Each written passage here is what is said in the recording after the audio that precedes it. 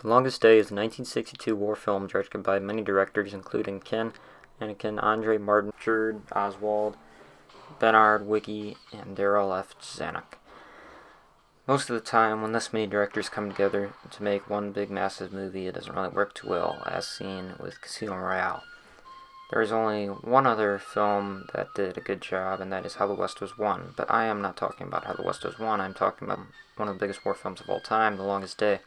This movie includes John Wayne, Robert Ryan, Henry Fonda, Jean-Louis Barrault, Eddie Albert, Sean Connery, and many more. Adding a sort of intensity only a handful of films had done at the time, this film cemented itself as a classic war film. The acting is some of the best for the decade, and the beautiful-looking cinematography made it feel like you were there. The many stories they had going on helped make the film feel as chaotic as the actual day was. And the effects are some of the best I can think of from the time. For these reasons, I will show why The Longest Day is a masterpiece.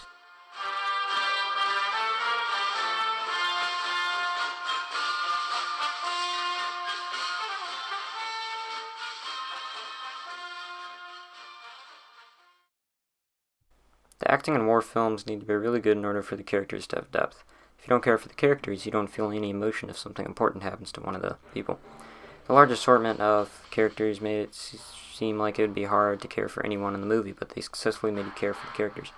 They were written wonderfully, along with the acting made for some of the best people in a movie of the decade. You felt bad for Henry Fonda's character because he wanted to do so much more but couldn't, and you respected John Wayne's because he had his will to go on. There are many more fantastic characters in the film. Compared to later movies like Bridge Too Far, or even more recently Midway, this film tops them by far.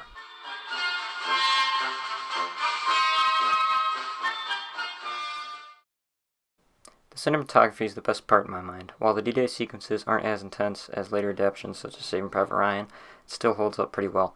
Something that really helps it out is the tracking shots over the battlefield. They show all of what is going on while giving you the view of what the pilot is doing. Many other shots in the film are shown with soldiers jumping out of planes and parachutes floating down to the ground just like flowers in Fantasia. There are many more scenes, but it would take way too long to name them all.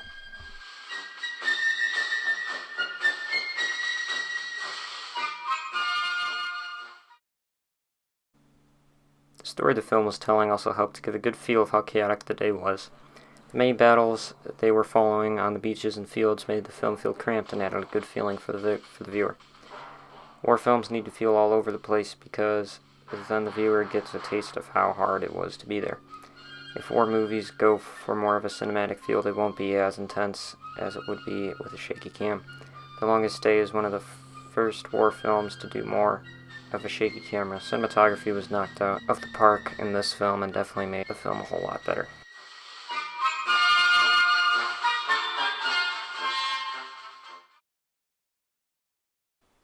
Special effects were not really in many movies from the 60s. The Longest Day had some of the first green screens in the film. They did screw up, but I give them credit for trying. Otherwise, this film was filled with practical effects. Many scenes in the battlefield are filled with explosions and fire. This film spent $10 million, which would now be around $86 million. Christopher Nolan movies nowadays are around $160 million, which is a lot for now. Saving Private Ryan would use $70 million, which is now $112 million nowadays. This film did not use a lot of money. The Longest Day had many picture-perfect moments throughout the film, though. There were many shots with explosions right next to the camera. It felt fun. Pyrotechnics and many new films need to use more practical effects.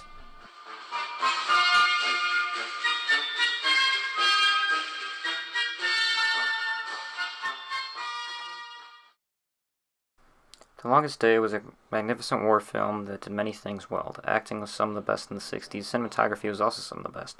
The many stories the film told really added to how messed up war is, and the special effects painted a better picture of everything going on. Which is why I think The Longest Day is a masterpiece.